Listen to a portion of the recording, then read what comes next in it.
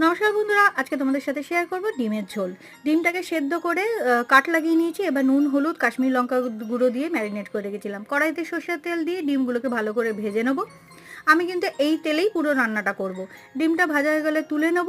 এবার সেই তেলেই আমি আলু দিয়ে দেবো। আলুটাকে নুন, হলুদ দিয়ে ভালো করে ভেজে তুলে নেব। বাকি তেলে একটা বড় সাইজের পেঁয়াজ কুচি দিয়ে ভালো করে ভেজে নেব।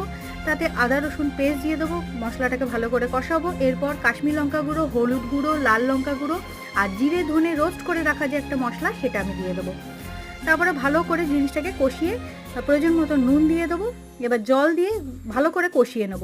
কষা হয়ে গেলে ভেজে রাখা আলু আর ডিম আমি এর মধ্যে দিয়ে দেবো। সব কিছুকে ভালো করে কষাবো। তারপর অল্প জল দিয়ে জাস্ট ফুটিয়ে নেবো, যাতে আলুগুলোর মধ্যে সব মশলা ঢুকে যায়। আমার কিন্তু ডিমের ঝোল একদম রেডি। তাহলে চলো, আজকের মতন টাটা।